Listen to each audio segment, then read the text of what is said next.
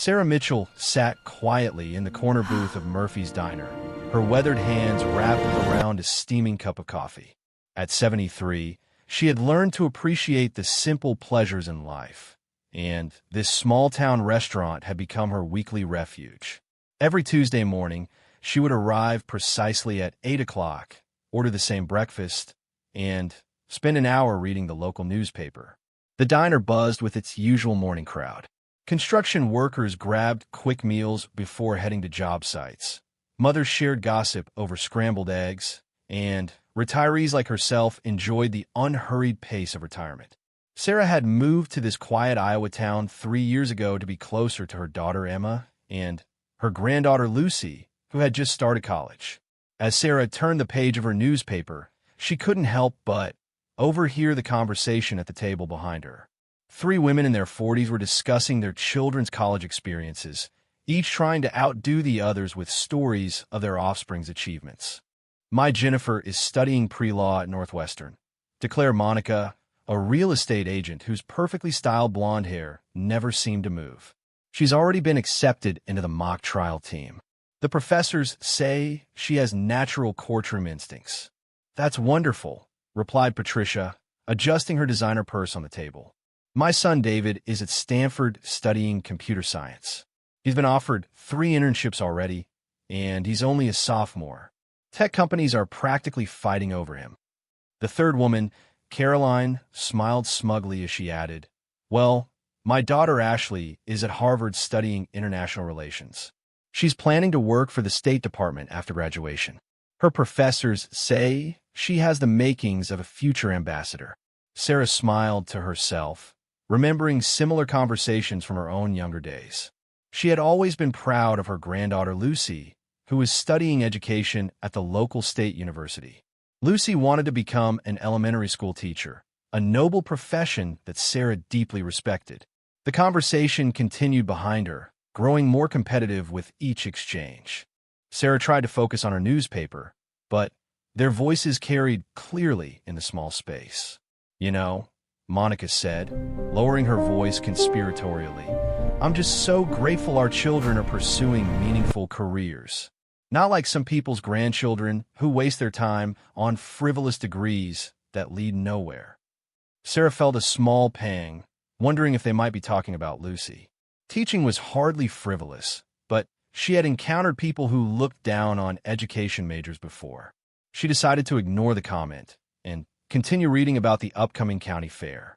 "Speaking of which," Patricia added with a slight laugh, "did you see that elderly woman who was in here last week talking about her granddaughter? What was her name? Sarah something?" Sarah's coffee cup froze halfway to her lips. Her heart began to beat a little faster as she realized they were indeed talking about her. "Oh yes," Caroline chimed in. "The one who was going on and about how proud she was of her granddaughter studying to be a teacher. As if that's some great accomplishment." Monica laughed, not bothering to keep her voice down. And then she started talking about her military family history. Something about her grandmother being in the Marines during World War II. Can you imagine? Women weren't even allowed in combat roles back then. She was probably just making it up to sound important. Sarah's hands began to tremble slightly. They were talking about her conversation from the previous week when she had mentioned her beloved grandmother Rose to another patron who had asked about her family. Rose Mitchell had been one of the few women who served with the Marines during World War II, working in communications and intelligence. It was a source of immense pride for Sarah, and hearing it dismissed so casually hurt more than she wanted to admit. "Some people will say anything to make themselves feel special," Patricia added with obvious disdain. "I mean, really, a female Marine in the 1940s? She's probably confused about her own family history." Caroline nodded knowingly. "My grandmother actually served as a nurse in the war, but she was honest about what she did. She didn't make up stories about being some kind of warrior woman." Sarah felt her face growing hot. Every instinct told her to turn around and defend her grandmother's memory, but she had never been one for confrontation.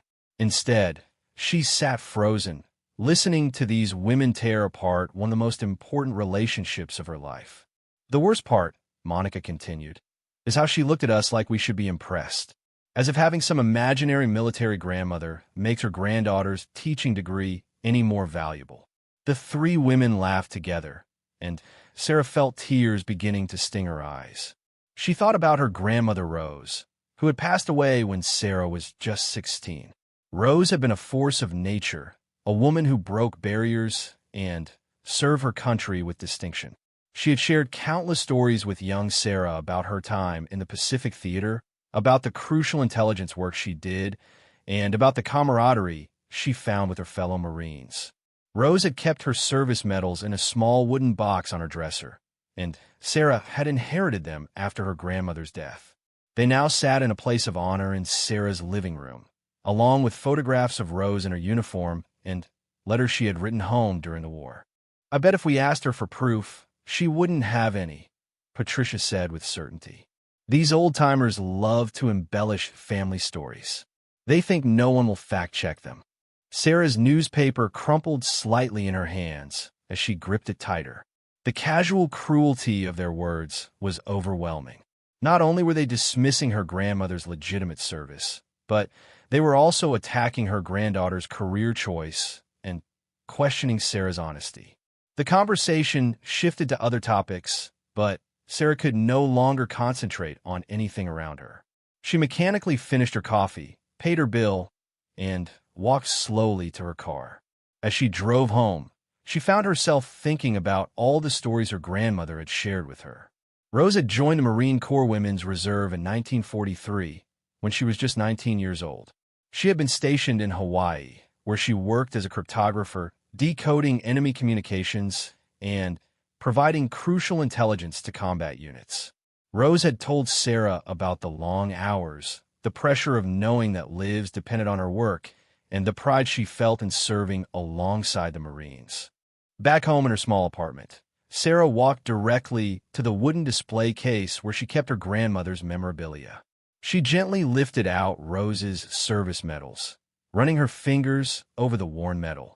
There was the World War II Victory Medal, the American Campaign Medal, and the Asiatic Pacific Campaign Medal. Each one told a story of service and sacrifice. Sarah picked up her favorite photograph of Rose, taken in 1944. Her grandmother stood proudly in her Marine uniform, her chin raised with confidence and determination. Behind her, other women in uniform smiled at the camera, a testament to the groundbreaking role they played in the war effort. As Sarah held the photograph, she made a decision. She had spent her entire life avoiding conflict, always choosing the peaceful path. But her grandmother's memory deserved better than to be dismissed by ignorant gossip. Rose had fought for her country and broken barriers for future generations of women. Sarah owed it to her to stand up and set the record straight. The next morning, Sarah called her daughter Emma and explained what had happened at the diner. Emma was immediately outraged on her mother's behalf. "Mom, you can't let them get away with saying those things," Emma insisted. "Grandma Rose was a hero. You have all the documentation to prove it." "I know, dear," Sarah replied softly. "I've been thinking about it all night. I want to do something, but I'm not sure what.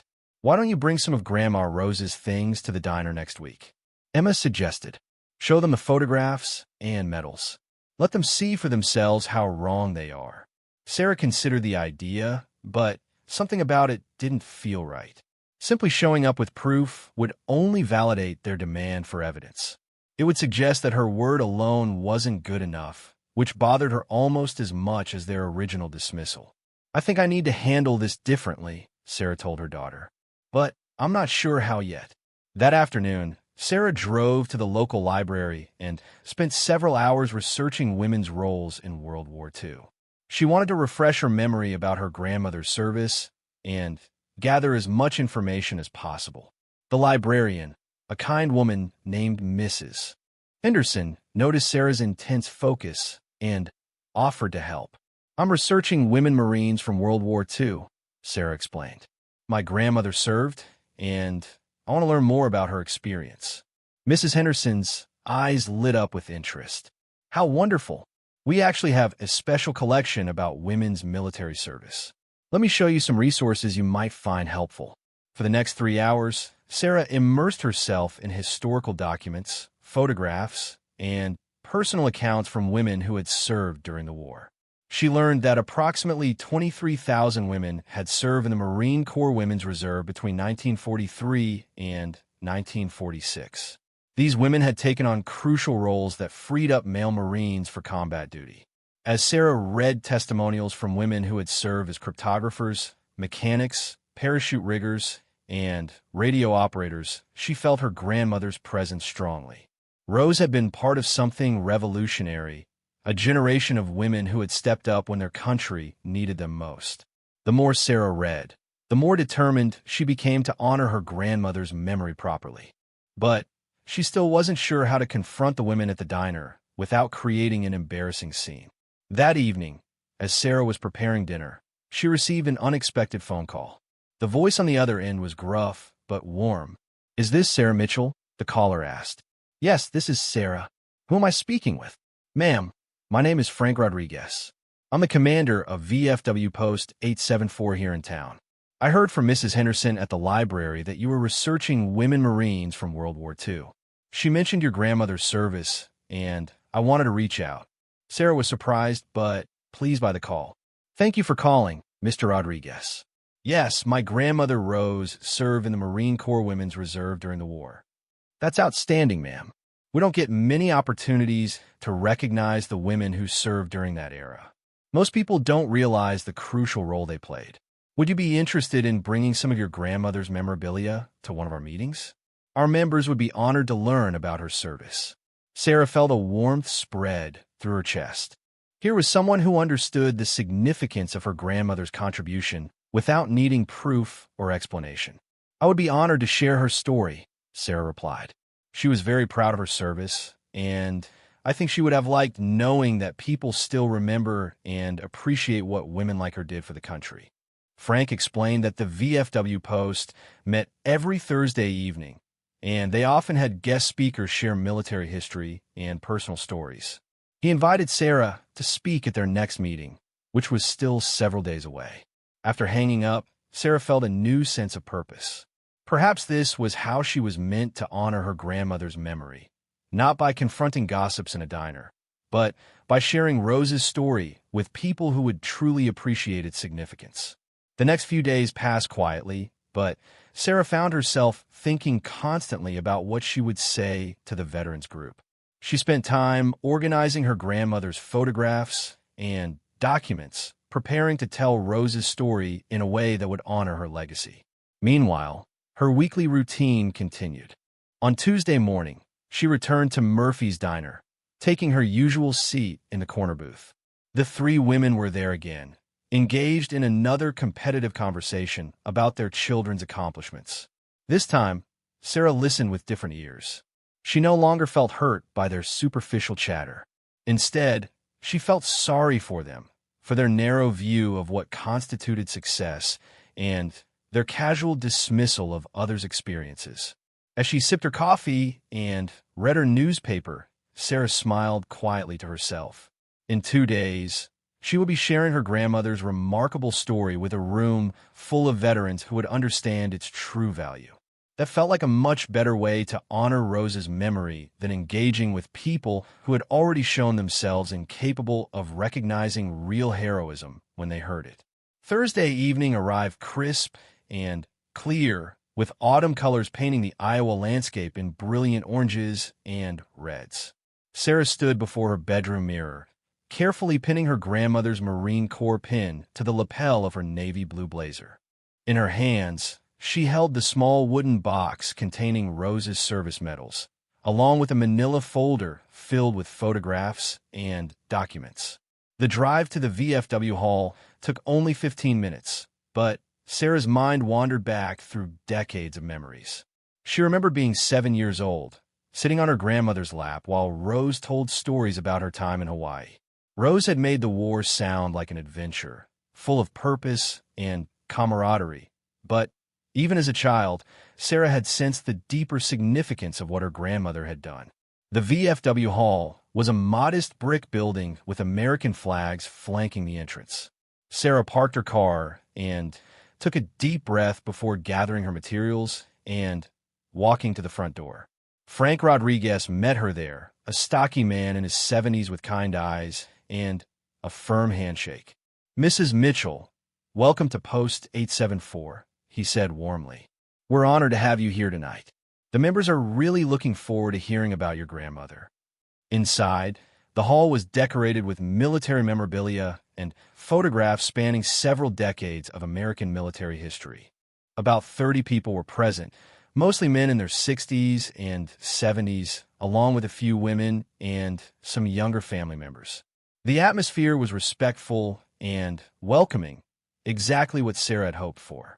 Frank introduced Sarah to several members, and she was struck by how genuinely interested they seemed in her grandmother's story. These were people who understood military service from personal experience, and they asked thoughtful questions about Rose's training and deployment.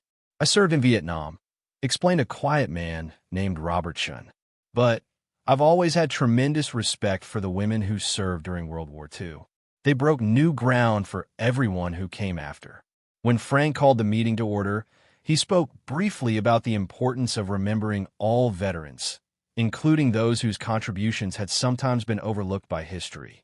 Then, he introduced Sarah, who walked to the front of the room with her box of memories. "Thank you all for having me here tonight," Sarah began, her voice steady despite her nerves. "My grandmother, Rose Mitchell, joined the Marine Corps Women's Reserve in 1943 when she was just 19 years old. Like many women of her generation, she wanted to do her part for the war effort." Sarah opened the wooden box and held up Rose's photograph in her Marine uniform. A murmur of appreciation went through the room as the veterans leaned forward to get a better look. Rose was sent to Hawaii, where she worked as a cryptographer at Marine Corps Base Camp Catlin. She decoded enemy communications and provided intelligence that helped save countless lives. She told me that the work was intense and the hours were long, but she never doubted that she was exactly where she needed to be. As Sarah shared more details about Rose's service, she noticed how attentively everyone listened. These veterans understood the weight of duty and sacrifice in ways that civilians often couldn't.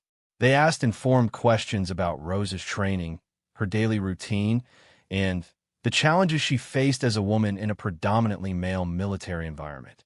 "Your grandmother was part of something really special," said a woman named Janet Phillips, who had served as an Army nurse in Korea.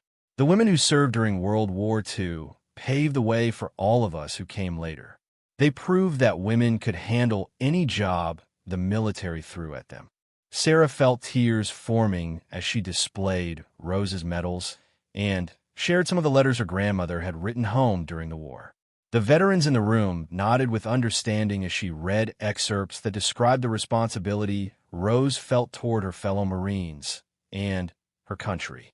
She wrote to her parents in 1944, Sarah read aloud, saying that every message she decoded might be the difference between life and death for Marines in combat. She knew that her work mattered, and that knowledge kept her going through 18-hour days and the stress of handling classified information. When Sarah finished her presentation, the room erupted in respectful applause. Frank stood up and asked everyone to join him in a moment of silence to honor Rose Mitchell and all the women who had served during World War II. The gesture moved Sarah deeply, and she felt that her grandmother would have been proud of this recognition. After the formal meeting ended, several members approached Sarah individually to share their own stories and express their gratitude for her presentation. Robertson mentioned that his unit had benefited from intelligence provided by women like Rose, though he had never known their names or faces. "It means a lot to finally put a face and a story to that vital work," he told Sarah. "Your grandmother was a true Marine, and her service deserves to be remembered."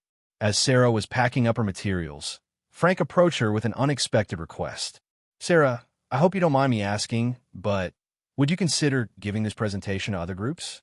We have connections with schools, community organizations, and other veterans groups. Rose's story needs to be shared more widely." Sarah was flattered but uncertain. "I've never been much of a public speaker, Frank. Tonight was actually quite nerve-wracking for me." "You did beautifully," Frank assured her. "And more importantly, you're preserving important history. There aren't many people left who can tell these stories firsthand from family experience. Sarah promised to consider his suggestion and drove home feeling more fulfilled than she had in months.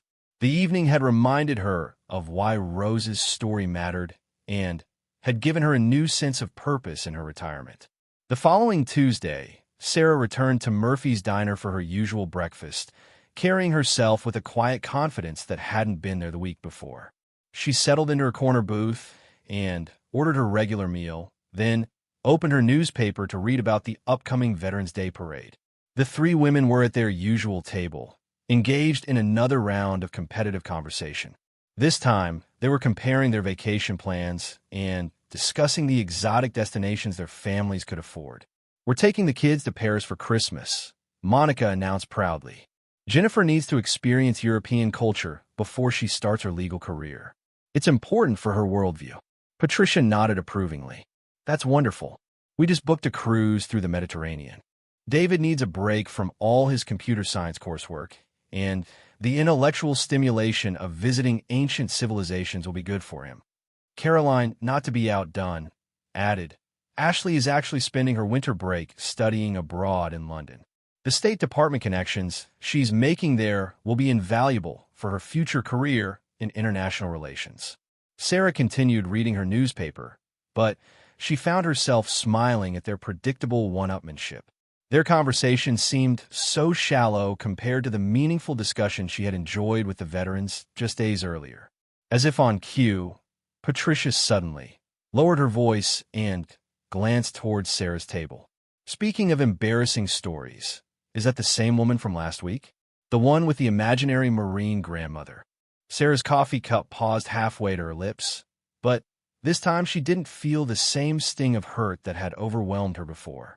Instead, she felt a calm certainty about her grandmother's legacy. "Oh yes," Caroline replied with obvious amusement. "I wonder if she's still telling people about her grandmother's supposed military service.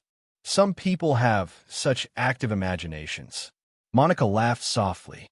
"I looked it up online after we talked last week. Women weren't even allowed in combat during World War II, so obviously her story was completely made up. I don't know why some people feel the need to fabricate family history to make themselves seem important." Sarah set down her coffee cup and turned slightly in her booth, not quite facing the women, but positioning herself so she could hear them more clearly. She was curious to see how far they would take their assumptions. "It's really quite sad," Patricia continued. "You can tell she's lonely and just wants attention. But making up stories about military service crosses a line. It's disrespectful to real veterans." "Exactly," Caroline agreed. "My grandfather actually served in World War II in the Army Infantry. He saw real combat in the Pacific and earned a Purple Heart. When people like her make up stories about family military service, it diminishes the sacrifices that real soldiers made." Sarah almost laughed at the irony. These women, who clearly knew nothing about women's military history, were lecturing about respect for veterans while dismissing her grandmother's legitimate service. Monica leaned forward conspiratorially. "I bet if someone challenged her on her story, she'd crumble immediately. These people never expect to be fact-checked on their lies." "We should say something if she starts talking about it again," Patricia suggested. "It's not fair to let her disrespect military history like that." Sarah finished her coffee and stood up to leave, but as she passed their table, Caroline looked up at her with a false smile. "Excuse me," Caroline said sweetly, "but you're the lady who was talking about your grandmother's military service last week, aren't you?" Sarah stopped and looked at the three women with calm eyes. "Yes, I was talking about my grandmother, Rose. She served in the Marine Corps during World War II." The three women exchanged meaningful glances before Monica spoke up. "That's interesting. We were just discussing how women weren't allowed in combat roles during that war. Are you sure you have your family history right?" Sarah felt a familiar calm settle over her, the same feeling she had experienced while speaking to the veterans. "My grandmother wasn't in a combat role. She was a cryptographer who decoded enemy communications and provided intelligence to combat units.